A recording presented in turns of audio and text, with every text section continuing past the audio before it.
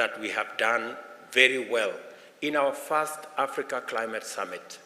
I'm delighted that much progress has taken place here, proud that we gave your best and grateful for your steadfast support and commitment to our collective aspirations and unity.